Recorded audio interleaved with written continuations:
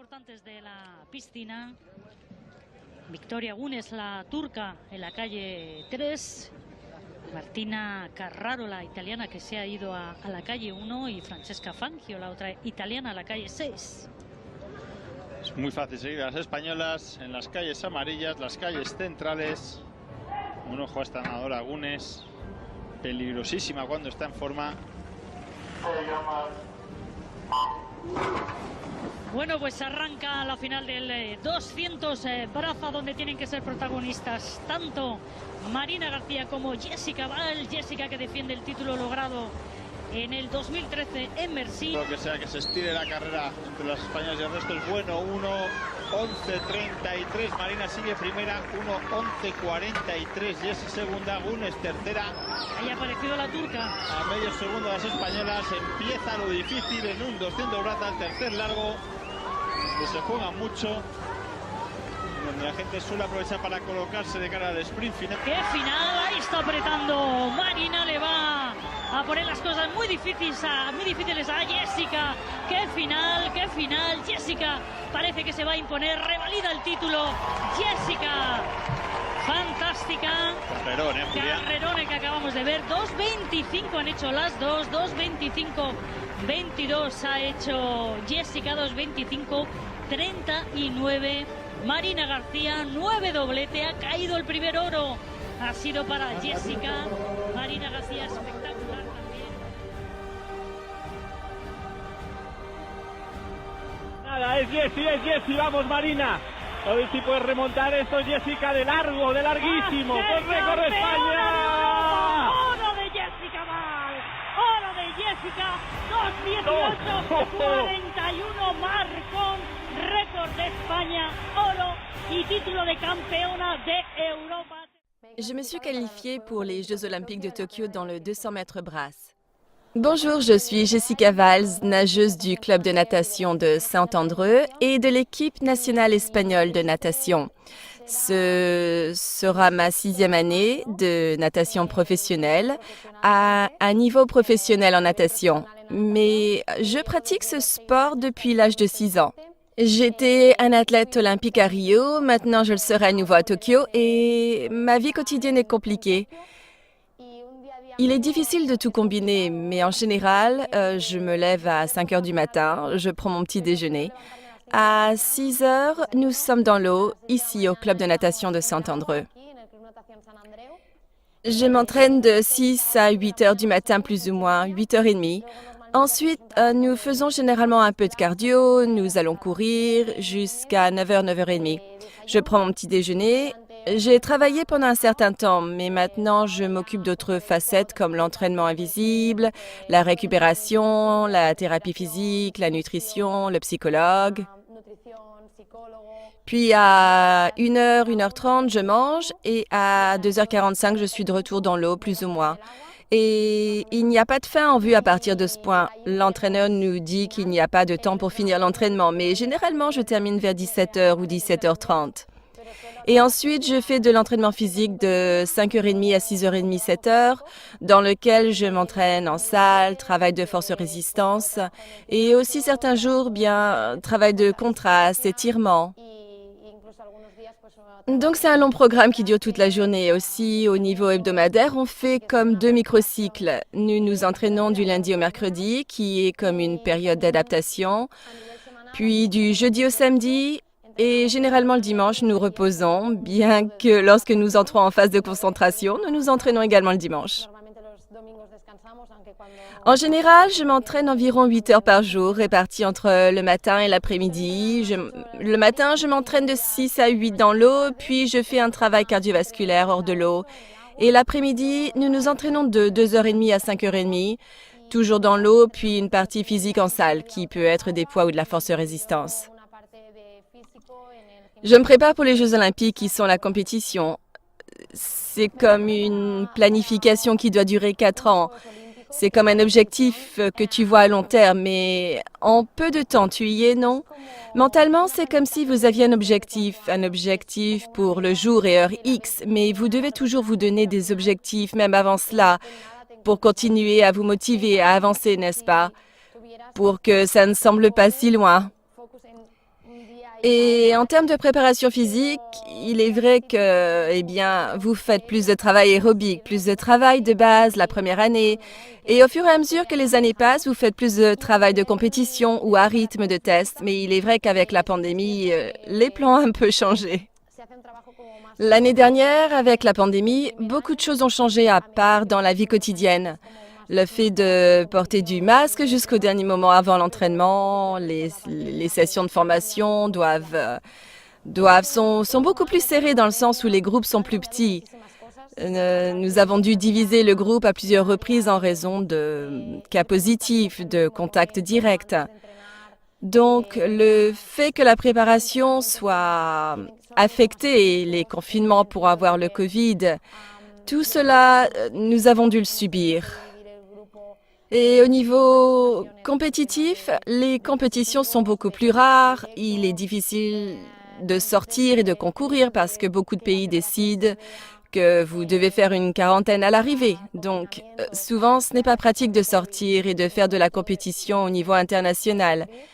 Si alors votre préparation sera affectée. Donc, nous sommes en compétition au niveau national et nous aimerions vraiment sortir au niveau international, mais cela coûte cher. Quand ils nous ont annoncé que les Jeux étaient annulés, c'était comme un choc émotionnel, mais de différentes émotions, n'est-ce pas, que je ressentais. Cette année-là, j'étais préqualifiée pour aller aux Jeux. Il ne me manquait que la dernière étape, qui était de devenir championne d'Espagne. Et je m'entraînais à Sierra Nevada, mais ils nous ont fait descendre et je suis passée de l'entraînement à Sierra Nevada pour une compétition qui allait m'amener aux Jeux, à l'enfermement dans la maison le jour suivant. Et au choc de voir que tout était annulé, le championnat d'Espagne était annulé, les compétitions européennes étaient annulées, mais les Jeux olympiques continuaient. Le CIO continuait à ne rien dire. C'était comme un sentiment que ils ont pris ma piscine, ils ont pris mes compétitions. Je dois continuer à m'entraîner. J'ai un sens de la responsabilité parce que je m'entraîne pour ça.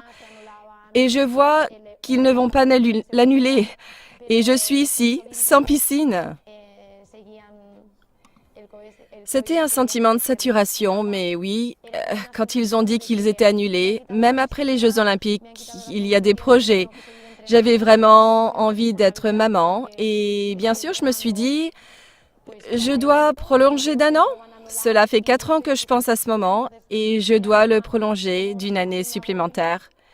C'était donc un soulagement, mais en même temps, je savais qu'il fallait s'adapter à quelque chose de différent. Et la vérité, c'est que je l'ai mieux pris que je ne le pensais grâce au travail avec le psychologue et le coach qui ont vraiment compris ma situation et m'ont montré que tout le monde passait par là et qu'il fallait s'adapter et décider. Je pense que ces Jeux vont être spéciaux parce que chacun aura sa propre histoire. Il n'y aura pas une personne ou un athlète avec une histoire similaire.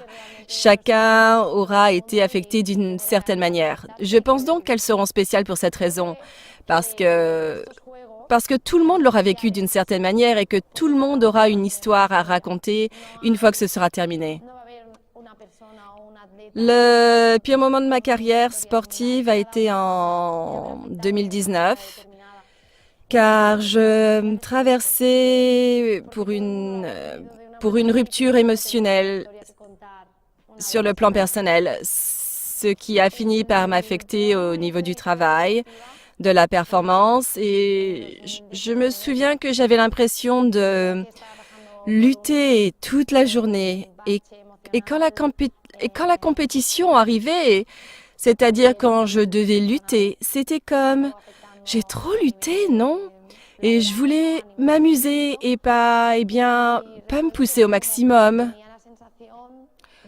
Quand ça m'est arrivé, c'est comme si j'étais frustrée à chaque fois qu'il me poussait à donner le meilleur de moi-même, parce que je n'étais pas capable de me donner à 100%.